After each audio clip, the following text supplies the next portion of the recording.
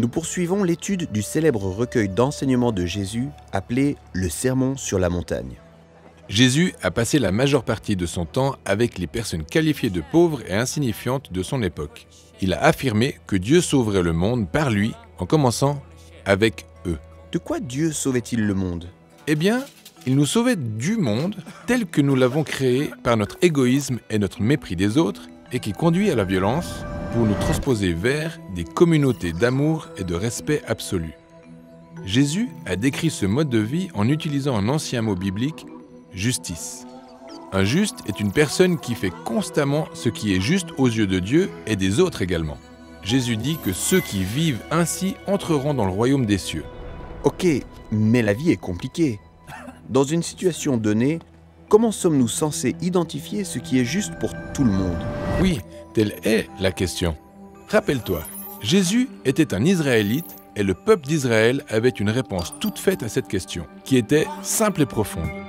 Pour être juste envers Dieu et envers les hommes, on doit apprendre la sagesse de Dieu. Et comment obtenir la sagesse de Dieu? Eh bien, pour les Israélites, on trouve la sagesse de Dieu en méditant leurs écritures appelées la Torah et les prophètes. La Torah, ce sont les 5 premiers livres de la Bible. Exact. En hébreu, Torah signifie enseignement. Mais ce terme est souvent traduit dans nos Bibles par la loi. Mais ces livres ne se limitent pas aux lois. Exact. La Torah raconte l'histoire du plan de Dieu de s'associer avec les humains pour régner sur le monde. Et quand les humains rompent l'association par la stupidité et la violence, Dieu met en œuvre un plan de sauvetage. Il commence par choisir les Israélites et à les sauver. Puis, il les invite à intégrer une relation d'alliance. Exact. L'histoire de Moïse sur le mont Sinaï. C'est là qu'ils reçoivent tous les commandements à suivre. Oui. Et après la Torah, ce sont les prophètes qui poursuivent l'histoire. Ils montrent comment Israël n'a pas su vivre selon la sagesse de Dieu en violant ses commandements. Mais ils ont aussi rédigé poétiquement que cet échec n'était pas la fin de l'histoire. Dieu allait faire en sorte que cette association se concrétise. Pour Jésus et son peuple, la Torah et les prophètes révèlent la sagesse de Dieu à quiconque les médite jour et nuit. Ok, mais revenons à tous ces commandements. Comment trouver la sagesse de Dieu dans un ancien code civil? Oui, les lois de la Torah étaient déjà vieilles au temps de Jésus. Elles avaient été données des siècles plus tôt quand les Israélites vivaient librement sur leur propre terre. Mais au temps de Jésus, ils étaient occupés par les Romains. Ils ne pouvaient même pas respecter la plupart des lois énoncées à l'origine. Ok, c'est donc un problème. Et en plus de ça, les 613 lois de la Torah ne sont pas toutes faciles à comprendre. C'est ainsi qu'ont émergé des spécialistes de la Torah, appelés scribes et pharisiens, qui ont comblé les lacunes en ressortant les principes de sagesse divine contenus dans les lois pour les appliquer à d'autres domaines de la vie. Par exemple, selon la Torah, les Israélites ne doivent pas travailler un jour par semaine. Exact, mais qu'entend-on par travail?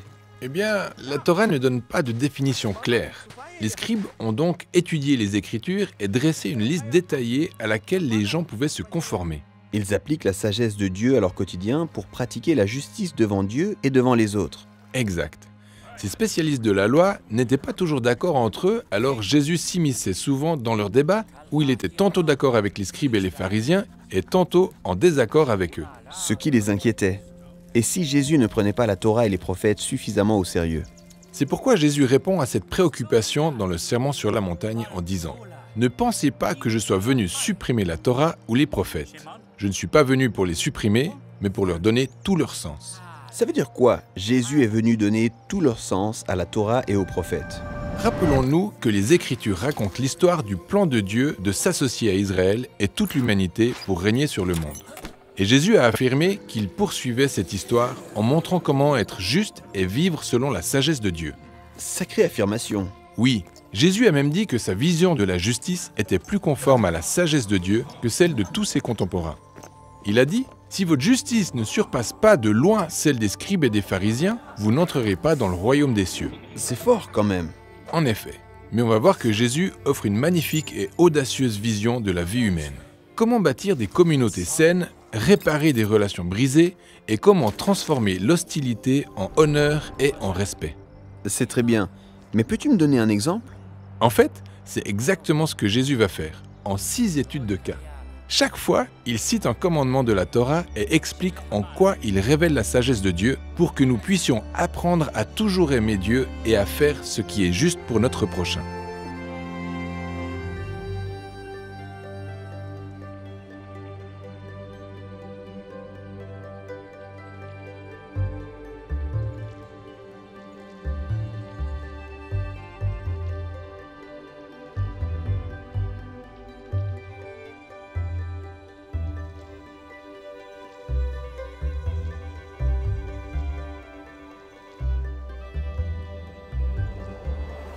Nous venons d'étudier cette section du Sermon sur la montagne. C'est une introduction à toute la section centrale, dans laquelle Jésus décrit la vie d'une communauté juste qui apprend à vivre selon la sagesse de Dieu. Nous analyserons ensuite les 3 premières études de cas dans lesquelles Jésus montre comment se traduit la véritable justice dans nos relations les plus difficiles.